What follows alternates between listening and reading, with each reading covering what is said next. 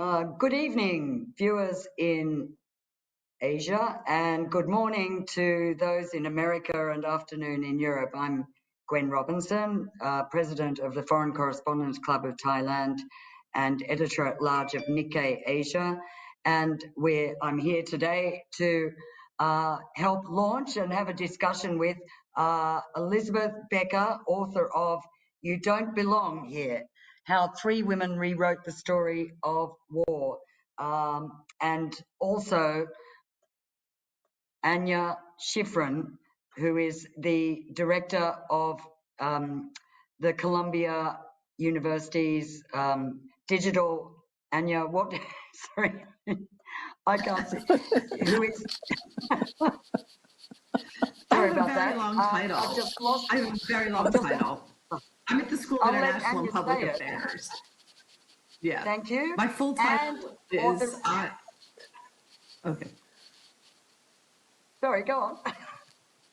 Okay. My full title is I am the director of the Technology, Media, and Advocacy Specialization at Columbia University School of International and Public Affairs. So it's a very, very long title. And when I write recommendation letters, it takes several lines usually.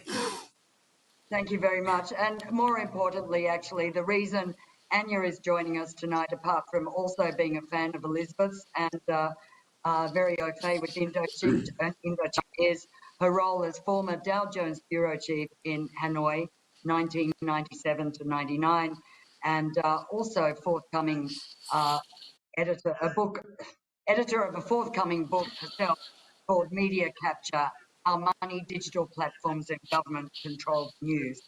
So welcome. I think we've got a great lineup here tonight and a truly wonderful book to discuss. So before we get to some of the hard questions, I would like to hand over to Elizabeth, who I haven't really introduced properly, Elizabeth. So if I can just say that you are an award-winning journalist and author of the book in question tonight, and also one of my favourite books, When the War Was Over, Cambodia and the Khmer Rouge Revolution, as well as a more recent book, Overbooked, The Exploding Business of Travel and Tourism. I think that's one that will probably need a sequel. Anyway, maybe we can ask you about your forthcoming plans after. So, first of all, please, Elizabeth, tell us a bit about this remarkable book. Well, thank you, Gwen, and the Foreign Correspondents Club of Thailand. This is my first event, truly is launching it, and appropriately Bangkok, because this is where these women, Southeast Asia, made their names. I wrote this book, quite honestly, to change history, because these women have been written out of it. You don't belong here is literally what they were told when they came. They were all broke when they came. They all broke through the multiple glass ceilings, which is astonishing anyhow. But more importantly, they also changed how the war was seen and understood.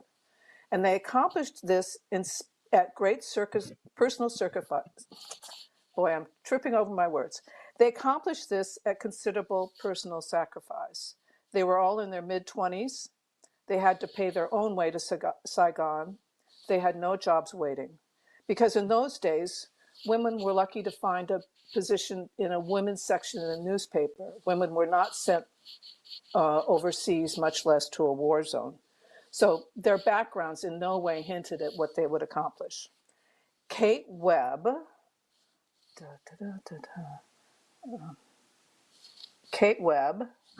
oops.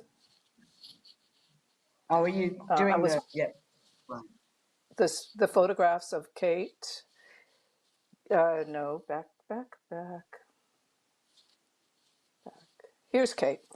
Kate Webb was an Australian artist with honors degree in philosophy, who eventually excelled as one of the best combat reporters of the war, and the first woman, as far as I can tell, who was bureau chief in a war zone in history. A prestigious journalism prize in Asia is named in her honor. Frances FitzGerald, an American intellectual with an honors degree in Middle East history and a woman of great privilege, had a mediocre freelance career in New York, and bought a ticket to Vietnam as well, where she was denigrated as a debutante dabbling in journalism. She eventually became an ultimate outsider in the war, yet she redefined the reporting in Vietnam. Her book, Fire in the Lake, won more honors than any other on the war, and she was only 31 years old when it was published. Oops, there. Catherine Leroy, a French pianist and high school dropout, broke through in the most macho of fields, war photography. Tiny, less than 5 feet tall, her intimate close-ups, taken at extreme personal risk, anticipated modern approaches. And she became, in a few years, the first woman photographer to ever win the George Polk Award in photography and the Robert Capa Gold Medal Award. And what's sad is most people don't know any of these women's names. Katrine arrived in Saigon with no experience in a Leica camera hanging around her neck on a shoestring. The U.S. had maintained since World War II a ban on women from reporting on battlefield. In letters home, she bemoans how her male colleagues were more interested in her sex life than in her photography. But she adapted. She learned the men's ways and turned them into her own.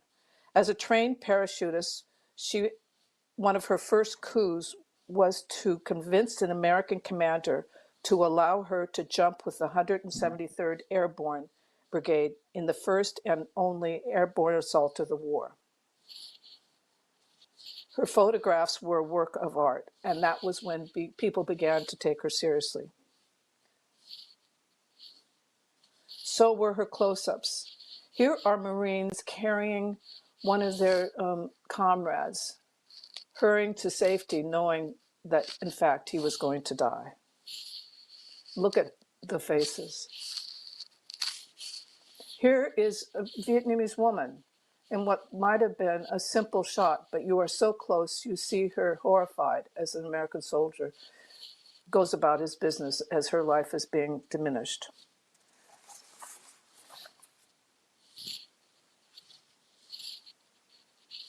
Katrine's career was jump-started by Horst Voss, the photographer you see in the middle of this photograph. He was the AP photo chief and a true hero. He adopted the then radical philosophy that he would buy any good photograph no matter who took it, even a woman. With his support, Katrine became a star. And when her jealous colleagues tried to get her thrown out of Vietnam, Horst Voss stood up for her. This is Frankie FitzGerald's, that was her nickname, Frankie. Frankie FitzGerald's press card. She should have been an easy fit. Her father was a top CIA official. She had friends in high places, but she was a woman. Newsweek told her that as a woman, she was only qualified to be a researcher. In Saigon, she didn't adapt to the men's ways of the press corps, as did Katrine.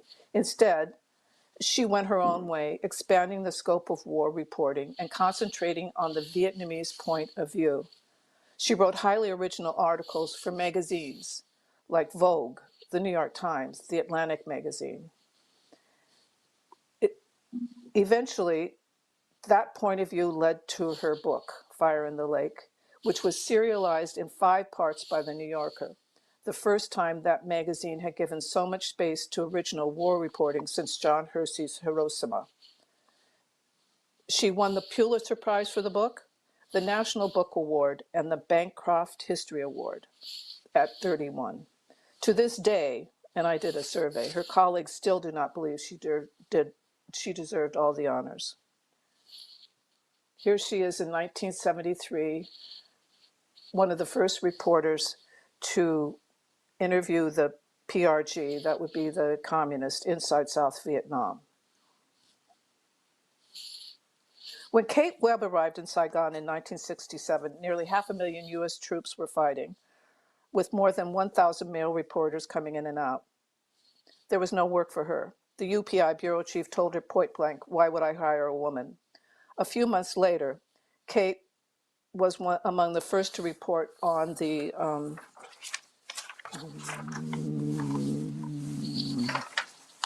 surprise Tet Offensive, saying their attack on the U.S. in Saigon resembled, quotes, "a butcher shop in Eating."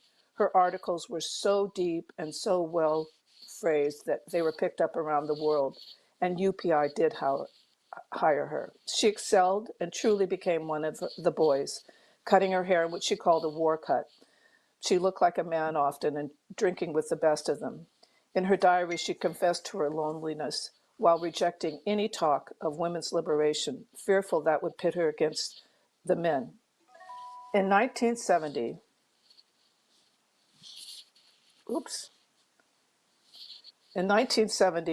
she was assigned to Cambodia after the U.S. invasion that was quickly followed by a massive counterattack by North Vietnamese. The danger was overwhelming. The country was totally unprepared for war. As many journalists were killed in the first 4 months covering the Cambodia campaign as the previous 6 years in Vietnam. Webb's boss was one of those killed. She was named his replacement, quickly making history as a female bureau chief. 1 year later, her luck ran out when she was captured and held for 23 excruciating days in eastern Cambodia. When she and 5 of her colleagues were released, Webb discovered she had been declared dead, and with her reporting of the ordeal, she became a legend.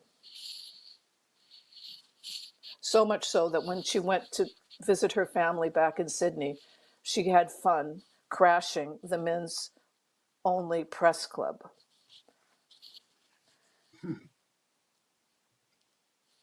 Kate, Frankie, and Katrine lived fully. They wrote home to their mothers and sisters. They had affairs, lifelong friendships, and experienced the excitement, horror, and extraordinary success. While conquering the overwhelming obstacles because they were women, they forced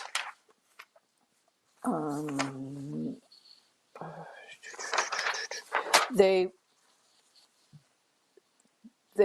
sacrificed, as I said, a lot. But I think the worst is that they were written out of history, which is why I wrote this book. I'm both the author and a witness. I arrived late to the war in 1973 and worked with Kate in Cambodia. That was me. I literally followed in their footsteps, living what they lived. And in appreciation, I wrote this book so that I could structure it like a novel to make you hear their voices, to understand how they coped, what they endured, what they loved, what nearly destroyed them.